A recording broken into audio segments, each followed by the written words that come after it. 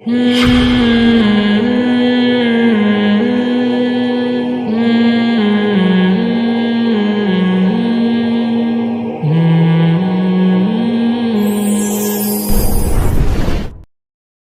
چلے مجھے اگر قانون سازی کی اجازت دی جائے تو میں کہوں گا کہ ان کو فوراً لٹکا کے مار دیا جائے. یہ معاشرے کے بدترین ناسور ہیں. ان ظالموں کو جنہوں نے یہ اس طرح سے ریپ کی ہیں بچیوں کے اور بچیوں کے ساتھ ناانصافی کی ہے اور درندگی کی ہے، اللہ تعالیٰ ان کو عبرت کا نشان بنائے. مفتی طارق مسعود سپیچز کو سبسکرائب کر کے بیل آئیکن پہ ضرور کلک کریں. جزاک اللہ. بسم اللہ الرحمن الرحیم، نحمدہ ونصلی علی رسول الکریم. آپ حضرات کو معلوم ہے کہ نیوز چینل پہ بہت ہی بیہودہ قسم کی خبریں آج کل آ رہی ہیں.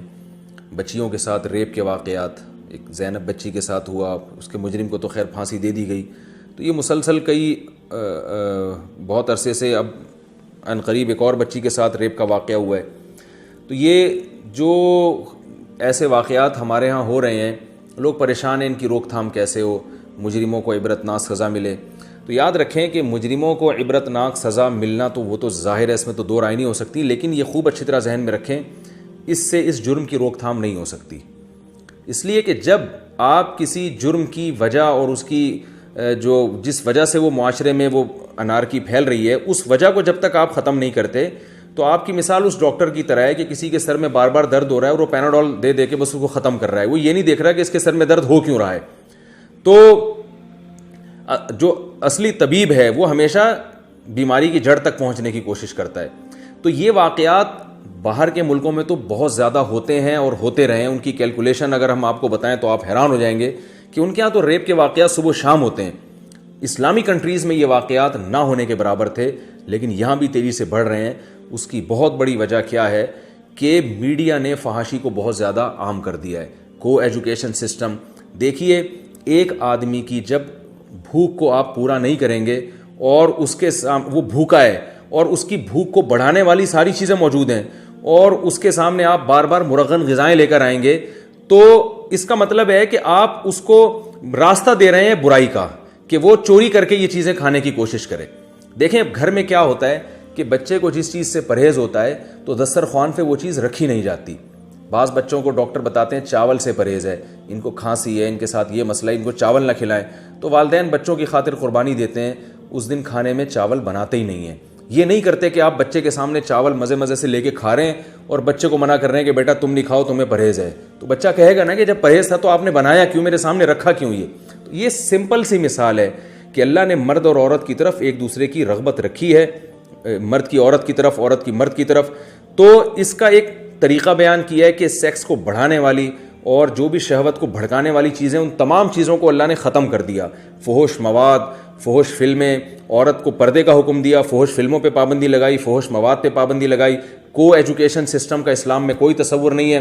مرد مرد میں رہے گا، لڑکیاں لڑکیوں میں رہیں گی. پھر جب وہ ایک عمر تک پہنچیں گے، ان کے اندر یہ جذبات پیدا ہوں گے، تو اللہ نے والدین کو حکم دیا کہ بالغ ہوتے ہی ان کے نکاح کا انتظام کر دیا جائے.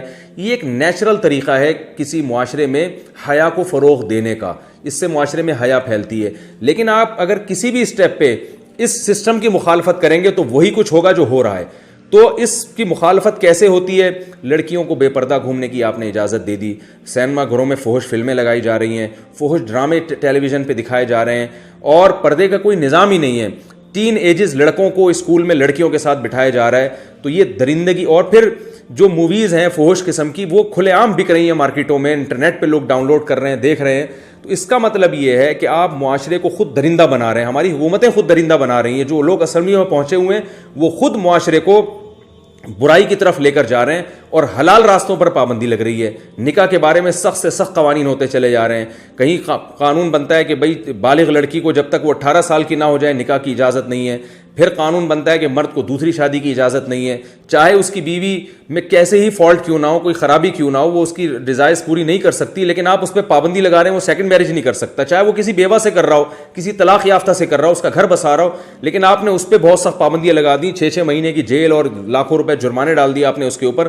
تو یاد رکھیں کسی بھی معاشرے میں جب حلال کو مشکل بنایا جائے اور حرام کے دروازے کھول دیے جائیں تو یہی بدترین واقعات ہوتے ہیں. ایسے ہی درندے پیدا ہوتے ہیں جو بچیوں کو ریپ کرتے ہیں، بچوں کو ریپ کرتے ہیں. یہ درندے ہمارے سسٹم کی پیداوار ہیں. میں ان درندوں کی حمایت ہرگز نہیں کر رہا. میرا بس چلے، مجھے اگر قانون سازی کی اجازت دی جائے تو میں کہوں گا کہ ان کو فوراً لٹکا کے مار دیا جائے. ان کو جو ہے حکومت کی ذمہ داری ہے ان کو فوراً پھانسی کے پھندے پہ لٹکائے, عبرتناک سزا دے. ہم ان کو کبھی بھی اپریشیٹ نہیں کر رہے, یہ معاشرے کے بدترین ناسور ہیں, لیکن خدا کی قسم اس سے بڑے مجرم وہ حکمران ہیں جو معاشرے میں بے حیائی کو فروغ دے رہے ہیں, جو اسکولوں میں کو ایجوکیشن سسٹم کو فروغ دے رہے ہیں, اور جو عورت کو پردے کا پابند نہیں بنا رہے. یونیورسٹیوں میں, کالجز میں, سرکاری دفتروں میں لڑکوں کے ساتھ جوان لڑکیوں کو بٹھا رہے ہیں اور اس پر کوئی روک ٹوک نہیں ہے.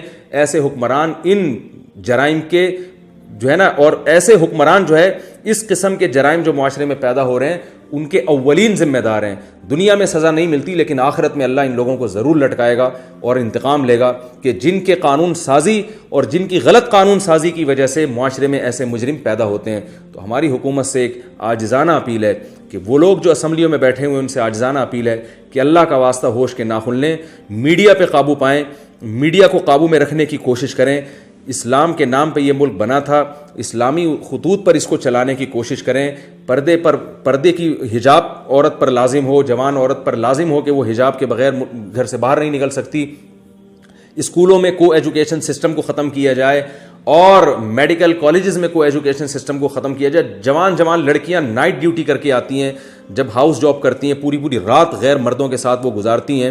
تو آپ بتائیے کہ یہ کیا معاشرہ کس طرف جا رہا ہے؟ اس میں وہی واقعات ہوں گے جو دوسرے ملکوں میں ہوتے ہیں اور ہمارا ملک بھی اس کی لپیٹ میں پھر آئے گا.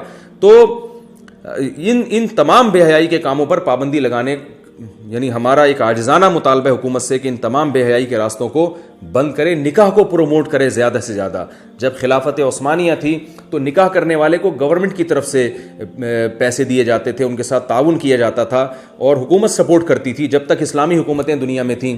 آج نکاح کرنے والے پر تو بڑی سخت پابندیاں ہیں اور اس کے لیے نکاح کو ایک عذاب بنا دیا گیا, لڑکی کے لیے بھی عذاب بنا دیا اور لڑکوں کے لیے بھی عذاب بنا دیا, اور زنا پر کوئی روک ٹھوک نہیں ہے اور زنا کو معاشرے میں پھیلایا جا رہا ہے. تو حکومت سے, اسمبلیوں میں بیٹھے ہوئے لوگوں سے ہماری ایک عاجزانہ درخواست ہے کہ ہوش کے ناخن لیں, کو ایجوکیشن سسٹم کو آپ ملک سے ختم کریں. خواتین کے بے حجاب گھومنے پر پابندی لگائی جائے اور میڈیا کو کنٹرول میں لیا جائے. جس طرح سے ہماری جو اینکرز ہیں ٹیلی ویژن پہ بیٹھ کے بے حیائی کو فروغ دے رہی ہیں, سب نہیں لیکن زیادہ تر تو یہی ہو رہا ہے, ڈراموں پہ ایسے پابندی لگائی جائے جو نوجوانوں کی شہوت کو برانگیختہ کرتے ہیں. ایسی لٹریچر پہ پابندی لگائی جائے تاکہ اس ملک کے جن لوگوں نے اس ملک کے لیے قربانیاں دی ہیں ان کے خون کے ساتھ بھی غداری نہ ہو, بانی پاکستان کے جذبے کے ساتھ بھی غداری نہ ہو اور اللہ کے ساتھ بھی ناانصافی نہ ہو, اللہ کے احکام کی بھی دھجیاں نہ اڑائی جائیں, اور اس ملک جو ہمیں اسلام کے نام پہ ہمیں ملا تھا اس کی شکر گزاری بھی ہو. اللہ تعالیٰ سے دعا ہے کہ اس بے حیائی کو کے طوفان کو ہمارے ملک سے ختم کرے. اور قرآن میں جیسے اللہ نے فرمایا ان الذین یحبون ان تشیع الفاحشۃ فی الذین آمنوا لہم عذاب علیم فی الدنیا والآخرہ. جو لوگ بھی معاشرے میں بے حیائی کو فروغ دیتے ہیں کسی بھی طریقے سے, سب اس میں داخل ہیں, ڈراموں کے ذریعے, فلموں کے ذریعے, قانون سازی کے ذریعے, کو ایجوکیشن سسٹم کو معاشرے میں پھیلا کے کسی بھی طرح سے, اللہ فرماتے ہیں جو بے حیائی کو پھیلانے کا ذریعہ بنے گا اس کے لیے دردناک عذاب ہے دنیا میں بھی اور آخرت میں بھی. دنیا میں عذاب حکومت دیتی ہے لیکن افسوس ہے کہ حکومت ہی خود جب بے حیائی کو پروموٹ کر رہی ہو تو اسے سزا کون دے گا, لیکن آخرت میں جو عذاب ہوگا وہ اللہ کی طرف سے ہوگا, اس سے کوئی نہیں بچا سکتا. اللہ سے دعا ہے ہماری ان قوم کی بچیوں کی اللہ عصمتوں کی حفاظت فرمائے, انہیں ان شہوانی درندوں کے شر سے اللہ تعالیٰ محفوظ فرمائے. ان ظالموں کو جنہوں نے یہ اس طرح سے ریپ کی ہیں بچیوں کے اور بچیوں کے ساتھ ناانصافی کی ہے اور درندگی کی ہے, اللہ تعالیٰ ان کو عبرت کا نشان بنائے. ان کو جو ایسی سزا کا یعنی ہماری حکمرانوں کو ان کو ایسی سزا دینے کی توفیق عطا فرمائے جو آنے والے لوگوں کے لیے عبرت کی ایک علامت اور عبرت کا ایک نشان بن جائے. اور ہمارے حکمرانوں کو بھی اللہ ہدایت دے کہ وہ ایسی قانون سازی کریں ملک میں کہ حیا کو فروغ ہو. ویلنٹائن ڈے کے نام سے بے حیائی, یہ تمام چیزوں پہ پابندی لگنی چاہیے. حیا کو ملک میں فروغ دیں تاکہ اس قسم کے واقعات دوبارہ رونما نہ ہوں. دوسری بات یہ کہ حکومت کی تو ایک ذمہ داری بنتی ہے, ماں باپ کی بھی ذمہ داری بنتی ہے. آج بہت سے والدین اپنی اولاد کی طرف سے اتنے غافل ہیں, خوبصورت بچیوں کو پڑھانے کے لیے ٹیوٹر رکھا ہوا ہے. میں خود ایسے گھروں کو جانتا ہوں کہ ٹین ایجز لڑکیاں ہیں, ان کو پڑھانے کے لیے کوئی ٹیچر آ رہا ہے اور بند کمرے میں بیٹھ کے ان کو ٹیوشن پڑھا رہا ہے. اس کا کیا لگتا ہے کہ وہ آپ کیوں کسی پر اتنا اعتماد کر رہی ہیں؟ ہم تو یہ کہتے ہیں کہ اگر بچی قریب البلوغ ہے, بالغ ہونے والی ہے, تو کسی قاری سے بھی اس کو نہ پڑھایا جائے. اسلام میں پہلے پردہ ہے, بعد میں ساری چیزیں ہیں. قرآن کے احکام پر عمل پہلے ہے, قرآن لفظی اعتبار سے پڑھنا بعد میں ہے. قرآن میں عورت کو پردے کا حکم ہے. جو ٹین ایجز لڑکیاں ہیں پردہ وہاں سے شروع ہو جاتا ہے. علماء کہتے ہیں کہ 10 سال کی بچی کو پردہ کروانا یہ ضروری ہے. ٹھیک ہے, وہ چہرے کے پردے کے حکام تو بعد میں آتے ہیں, لیکن اس عمر میں احتیاط ضروری ہے. تو ماں باپ کی ذمہ داری ہے کہ اپنے بچوں کی, اپنی بچیوں کی حفاظت کریں, ان کی نگرانی کریں. ایسے ہی کوئی بھی آ رہا ہے چیز دلانے کے بہانے, ایک بچی کے ساتھ ریپ ہوا تھا, کیا ہوا تھا, کوئی بندہ آیا اور چیز دلانے کے بہانے جو ہے نا اس کو اپنے ساتھ لے گیا اور وہ بچہ چلا گیا. تو ماں باپ کو چاہیے اپنے بچوں کو قابو میں رکھیں. کوئی بھی آ رہا ہے اٹھا کے ان کو کسی بھی لالچ میں لے کے جا رہا ہے, وہ جانے دیتے ہیں ان کو. تو بچوں کی نگرانی ہونی چاہیے. علماء یہاں تک کہتے ہیں کہ بچوں کو کزن کے ساتھ بھی مت سونے دیا جائے. بعض دفعہ سب نہیں ایسے ہوتے, ہمارے ملکوں میں الحمدللہ, ہمارے خاندانوں میں, ملکوں میں, ہماری قوم میں خیر غالب ہے, لیکن ایک گندی مچھلی پورے تالاب کو گندا کر دیتی ہے. تو بعض دفعہ کزنوں میں کوئی ایسی ہوتی ہے یا ایسا ہوتا ہے جو خراب کر دیتا ہے. ماں باپ کہہ رہے ہوتے ہیں کوئی بات نہیں کزن ہے اس کے ساتھ سونے, تو وہ برائی کی عادت, وہ برائی کی لت لگا دیتا ہے. وہ شریعت نے تو یہاں تک حکم دیا ہے کہ سگے بہن بھائی بھی 10 سال کی عمر کے بعد ایک ساتھ نہیں سو سکتے اور ایک بستر پہ نہیں سو سکتے. سگوں کے بارے میں یہ احتیاط کا حکم دیا ہے, تو آپ بتائیں جو سگے نہیں ہیں ان کے بارے میں کتنی احتیاط کا حکم ہوگا. بدگمانی کی اجازت نہیں ہے کہ آپ کسی سے خام خامے بدگمان ہیں کہ اس کی نیت, اس کی نظریں غلط ہیں, یہ اجازت نہیں ہے. احتیاط کا حکم ہے. معاملات میں ایک دوسرے سے ایسے ہی معاملہ کیا جائے گا جیسے آپ اس سے بدگمان ہیں. حضرت شیخ الحدیث مولانا زکریا رحمہ اللہ تعالیٰ کا مشہور واقعہ ہے. فرماتے ہیں جب میں بچہ تھا, میں مسجد میں جب نماز پڑھتا نا کسی کے ساتھ کھڑے ہو کر, اگر اگلی نماز میں بھی اسی کے ساتھ کھڑا ہوتا تو میرے والد مجھ سے پوچھتے تھے کہ یہ تمہارا کیا لگتا ہے کہ ظہر میں بھی اسی کے ساتھ تھے, عصر میں بھی اسی کے ساتھ تھے. اتنی نگرانی ہوتی تھی تاکہ کسی بڑی عمر کے آدمی سے دوستی نہ ہو نہیں پائے.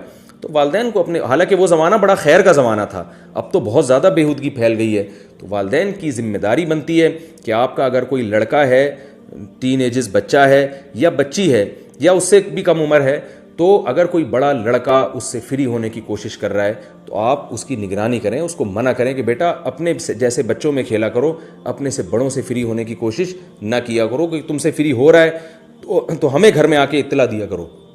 اس طرح سے حکومت کنٹرول نہ کرے, کم از کم والدین اپنی اولاد پہ کنٹرول کریں. اللہ تعالیٰ عمل کی توفیق عطا فرمائے.